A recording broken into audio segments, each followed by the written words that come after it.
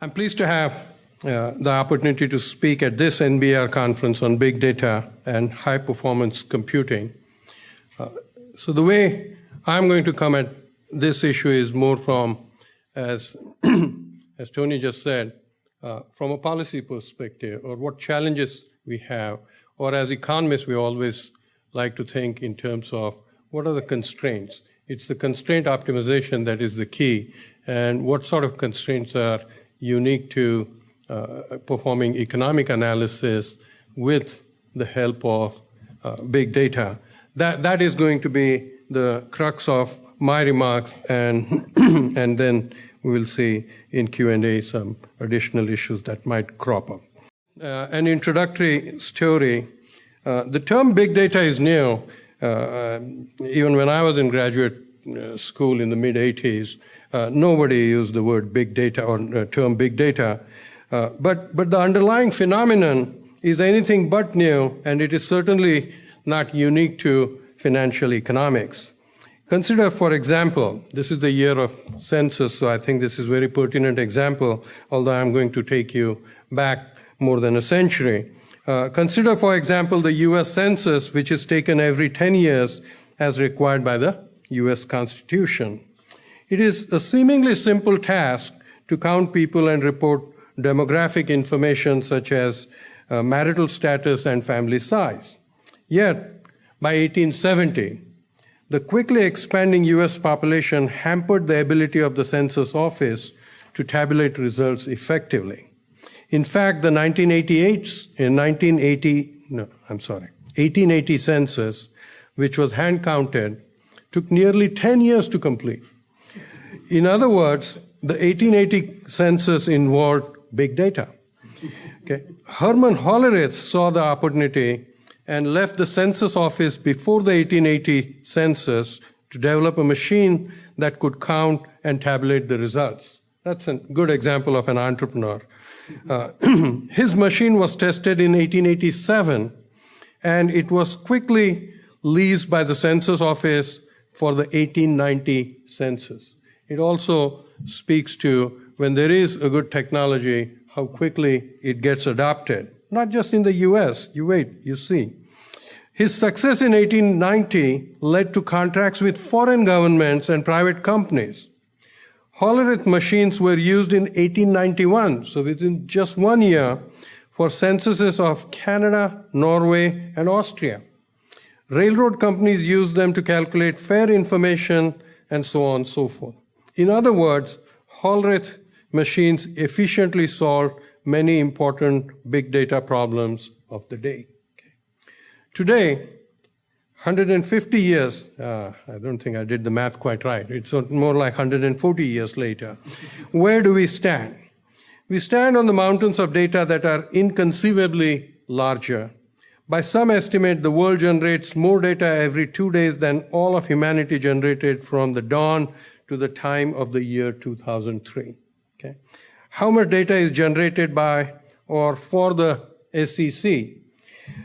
One easy answer is that SEC's electronic data gathering, analysis, and retrieval system, and this is what everybody calls it as EDGAR. Okay. EDGAR receives and processes about 2 million filings a year, but those filings are themselves complex documents, many of which contain scores of pages, numerous attachments, and many thousands of pieces of information. Okay. So what is big data? I think it is kind of old age. Anyone older than me is old, and any data bigger than my computer system can process is big. Okay? So what does big data mean to the SEC? The SEC processes and maintains several big data sets. One, for example, is the option pricing reporting authority data, or OPRA data. 1 day's worth of OPRA data is roughly 2 terabytes. So we are getting that every day, and that is just one of the data sets. So big data are often characterized by so-called 3 V's, which are volume, velocity, and variety. Okay? And I might be here on shakier grounds in terms of, because I'm slightly venturing on the technical fields that you are familiar with, but Be kind to me. Don't point out any mistakes. Okay. Volume is the quantity of data. Velocity is the speed at which data are created and stored. Variety is the heterogeneity of the data in terms of data type and data format. To this list of three, some would add a fourth V, which is veracity, is the quality and accuracy of data. And SEC, we worry a whole lot about that. And there is, and a lot of the both policy challenges as well as data challenges are on, they center around the veracity, both intended and unintended veracity. Okay. So what are some of the policy challenges? Like the Census Office centuries ago, the SEC faces a big data problem today, and that's what leads me to comment on what I want to highlight in this talk. What are the policy challenges that stem from big data at the SEC? Okay. It is helpful to begin with what's the mission of the SEC, because it is against that backdrop that we can understand the challenges, at least through the lens of the SEC. So the mission of the SEC is to protect investors, maintain fair and orderly and efficient market, and facilitate capital formation. Okay. So I see several big data policy challenges in light of the SEC's threefold mission. First, and that is security of data. Let me begin with security, which is a primary concern of the SEC. In fact, when I decided to join the SEC, countless number of my colleagues from near and afar, they said, my God, can we lay our hands on some of the data?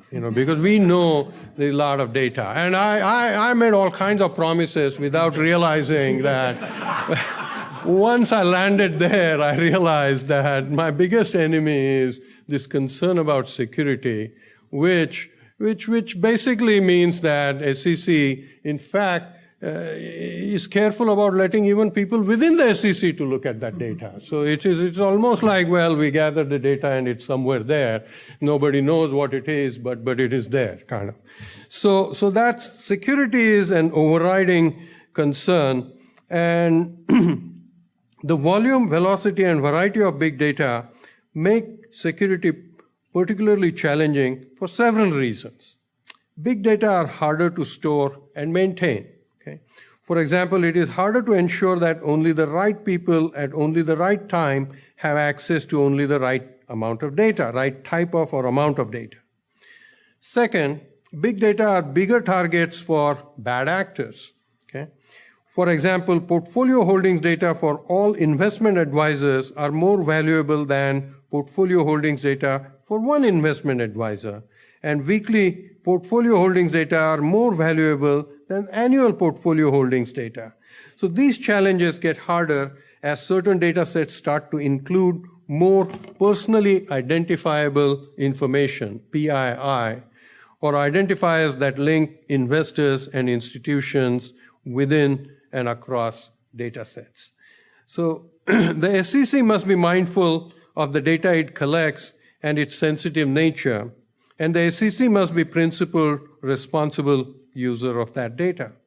Naturally, data collection is not an end unto itself, that the SEC must not be in the business of ill-defined and indefinite data warehousing. For these reasons, the SEC continues to look into whether it can reduce the data it collects or reduce its sensitivity. One example of this is the SEC's approach to Form N-PORT. The other thing that I realized once I went to the SEC was that the number of acronyms. I think they have a fetish for acronyms. I think if I was to get paid on the basis of dollar per acronym, I would be a rich man, okay? So the Form N-PORT, which is a new form of reporting both public and non-public fund portfolio holdings to the SEC. The Commission recently modified the submission deadlines for this information in order to reduce the volume of sensitive information held by the SEC. So the moment portfolio holdings are stale information, they are naturally less sensitive. And that's the simple way in which. But of course, sometimes for reasons of enforcement or to catch bad actors, so to speak, you do want to collect information on a more timely basis, either at least for internal purposes. So that's the trade-off that one faces. Of course, you can reduce security by collecting information at a much later stage, but it is neither sensitive nor particularly useful for some other purposes. So this simple change reduced the SEC's cyber risk profile without affecting the timing or quantity of information that is made available to the public. So to the extent that public is interested in gathering this information not on the most timely basis, but just having access to that information so that that can be used either for research or for whatever investment purposes, then collecting that data at a later date and disseminating to public at a later stage reduces the sensitivity of or enhances the security aspect of the data without sacrificing entirely the usefulness of that data. Let me turn to second policy challenge, and that is technology. For example, the potential trading gains from having computer systems and other technologies that are even just a little faster and smarter than the competition are enormous. Okay? Thus, there is a technology arms race between trading firms that are striving to get the best technology and the best personnel. So when you were talking about how fast these things are, I was worrying about it, not looking at the benefit of it, but I'm thinking that some people will lay their hands on that faster technology, processing technology. They will lay their hands on it sooner than others, and that will give them a technological competitive advantage, which runs afoul with some of the missions of the SEC, which is to have a level playing field for different players. The media regularly reports that institutions that are increasing their use of AI, artificial intelligence, machine learning, and related tools. However, there may be fixed costs to the deployment of these technologies that exclude small, fragmented, or less resourceful investors. Second, there are cultural differences between organizations that affect not just the choice of which technology to deploy, but also the timing of deployment. For example, hedge funds might be able to adopt new technologies such as cloud computing more quickly than pension funds are able to do so. Third, some technologies are inherently challenging for the SEC to monitor. To mention just one example, consider artificially intelligent algorithmic trading, AI algo trading, which trade through time in non-predictable ways. Suppose an AI algo eventually starts spoofing without the knowledge of the algo creator. Okay? Now, what is spoofing? All of you are familiar. Spoofing is a prohibited activity that involves creating and canceling a large number of trades in an attempt to convey false information about market demand. So how should the SEC respond to that, to spoofing? And speaking of fast-moving technology, how does the SEC develop or attract a workforce that not only sees and understands the current state of the art, but that can also envision and prepare for the future? The SEC has prioritized and supported the development of a workforce with big data skills and experience. Over the last 10 years, DERA, so I'm Chief Economist and Director of Division of Economic and Risk Analysis, our headcount has grown from a little over 30 people to nearly 150 people today. Okay. Next, I would like to talk about communication. Another big data policy challenge is communication because the SEC has diverse stakeholders. The SEC focuses on Main Street investors, meaning individual, retail investors who typically invest through their 401k style plans. But for stakeholders, our stakeholders also include pension funds, municipal bond issuers, brokerage firms, hedge funds, and the Congress. The issues surrounding big data are complex and increasingly require specialized training to understand. So it is challenging to communicate the essential parts of these markets to each group of stakeholders. Indeed, one size does not fit all. While I'm talking about communication, I would like to mention an important detail about Herman Hollerith, back to the census example, that story. A key insight into the census data problem was the realization that the variety of the data could be dramatically reduced by requiring the data to be transcribed onto what we would now call punch cards. Okay. Not anymore, only in the 70s. I also started with punch cards. With all of the data in one standardized form, it was relatively easy to build a machine that could tabulate the information. The principle still holds true today. For example, the SEC has required filers to tag some data using methods such as XML, FIX, FPML, XBRL, and more recently, inline XBRL. Now, don't ask me all these acronyms, but they are there. By dramatically reducing the variety of the data, tagging transitions and electronic document from being human readable into one that is also machine readable. So tagging is the key element here. A perennial challenge of the SEC is to find cost-effective ways to reduce the variety of financial data without loss of substantive information. And that's a big challenge. An additional feature of data tagging is network effects. It is well known that data tagged in 10Ks can be linked to data from other forms and other firms.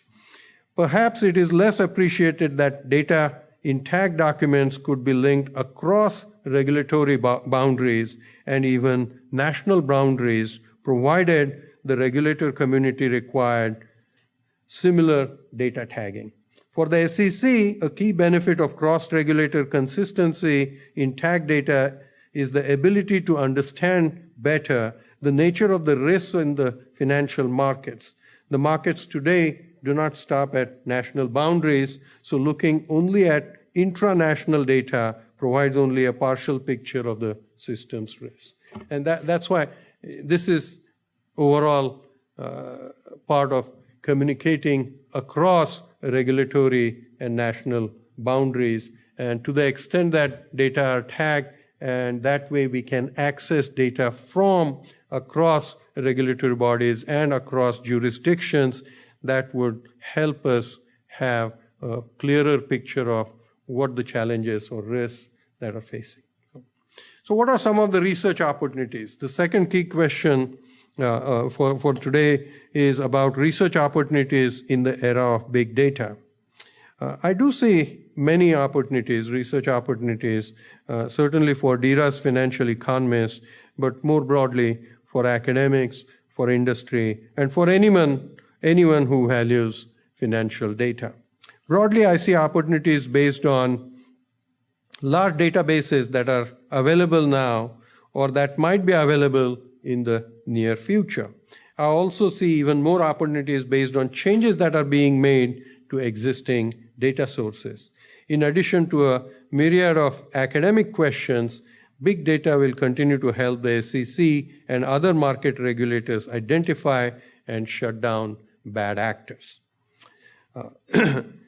I mentioned earlier the option database. In addition to that OPERA database that I have already mentioned, I would like to highlight an additional database. Afterwards, I will highlight two other areas that will open doors for new research opportunities. The first one is called CAT. Don't get excited about this being something related to the feline community. But on July 11, 2012, the Commission voted to adopt Rule 613 under Regulation NMS. NMS is National Market System. This was a significant milestone mile marker along the path to create and implement the Consolidated Audit Trail, that is CAT. When completed by the self-regulatory organizations, the CAT will provide a single comprehensive database enabling regulators to track more efficiently and thoroughly all trading activity in equities and options throughout the US market. So this is very ambitious. In fact, this is one of those, we have a weekly and monthly meeting on this.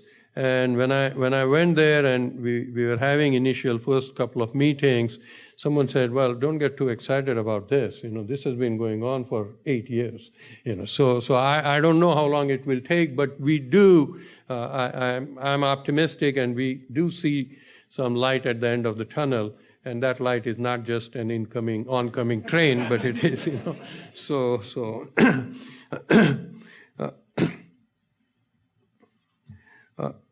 This database, we hope, will transform the market surveillance and enforcement functions of regulators. For example, regulators will be able to track the activity of a single individual trading in multiple markets across multiple broker-dealers. The CAT will not be available to academics or industry for research, marketing, or other purposes. But my hope is, my sincere hope is that that's not a permanent statement, but that is sort of something that will be revised over time. Obviously, many of those who supply information, which means hedge funds or others who are trading in these securities, they like to protect their identity because they think that how they trade is, and they have every right to believe that, is their proprietary information, that is their intellectual property. And even if, in hindsight, if those trading strategies become public knowledge, then we would be sacrificing their intellectual capital. And that's the reason why they are hesitant, they are strongly against the idea of making this data public. But like everything else, I think hopefully some of those concerns might recede over time and we would be able to make it public. This is strictly not a commission statement. This is my just personal expectation. Time will tell whether that is true. Okay? The second element that I would like to discuss here is standardized structural languages. The 3 V's of big data are volume, velocity, and variety. It is hard to imagine that future finance data sets will have less volume or less velocity than they do today. So perhaps the best way to make future data sets more manageable is to mimic Herman Hollerith's census solution by attacking variety. Okay? Since the mid-1990s, most SEC documents have been submitted to NBER. I talked about NBER a minute ago. Although the submissions are electronic and can be easily read by a human or any computer, they are not machine readable because they are essentially unstructured electronic paper. Okay? Content not only changed across filers and across time, but so too did the formats, plain text, HTML, PDF, and others. The financial data, okay, that is machine readable. That you can aggregate across firms. But the footnote data, for example, right now is not machine readable, nor is MD&A section that talks about management's assessment of the company's prospects. That's not machine readable because it's not structured in a fashion that can be compared across corporations. It can be read in the sense as a text, it can be read, but it is not machine readable. Subsequent initiatives by the SEC have made it easier for people, machines, and regulators to read and understand the disclosures on NBER. An important milestone was reached on May 7, 2003, so I'm really talking about ancient history here, when the SEC adopted its initial requirement to file forms, these are forms 3, 4, and 5, using extensible markup language, XML. I believe that the structuring of these forms in XML lowered access costs and analytical costs, making this information more valuable to the market. Since 2003, many more forms are now submitted, and these were the other acronyms I mentioned: XML, FIX, FPML, XBRL, and most recently, inline XBRL. Structuring disclosures so that they are machine readable facilitates easier access and faster analysis that can improve investor decision making and reduce the ability of filers to hide fraud. Both are important to the SEC and also, I hope, to the community at large. Structured information can also assist in automating regulatory filings and business information processing. In particular, by tagging the numeric and narrative-based disclosure elements of financial statements and risk return summaries in XBRL, those disclosure items are standardized and can immediately be processed by software for analysis. This standardization allows for aggregation, comparison, and large-scale statistical analysis that are less costly and more timely for data users than if the information were reported in an unstructured format. Structured data will likely drive future research in corporation finance and macroeconomics. Okay. Finally, standardized identity, the LEI. Okay. Another common big data problem is accurately and timely connecting disparate big data sets for analysis.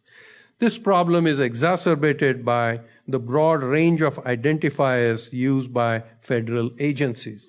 The IRS has the Employer Identification Number, EIN, or PIN, sometimes it is called also.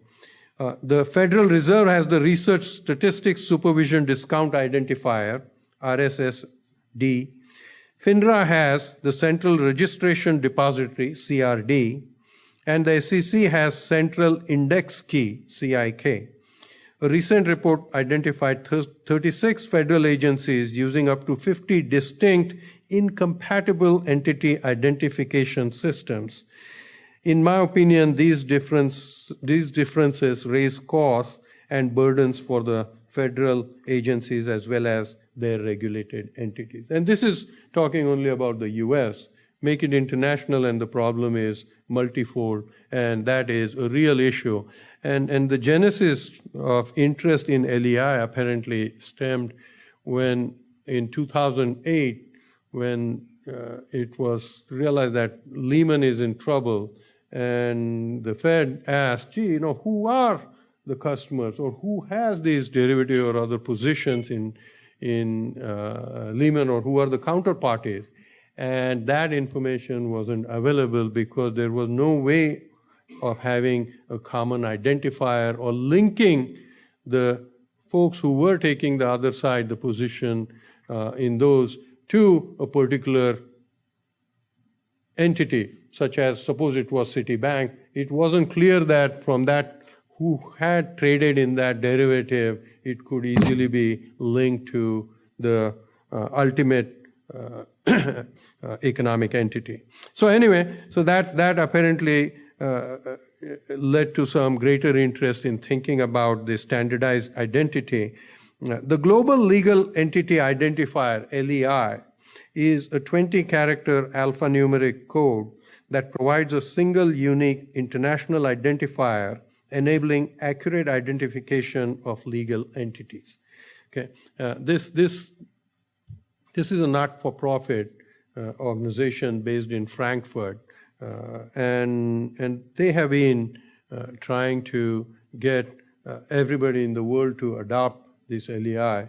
And of course, there is a little bit of pushback because will this impose some unreasonable cost on entities or registrants in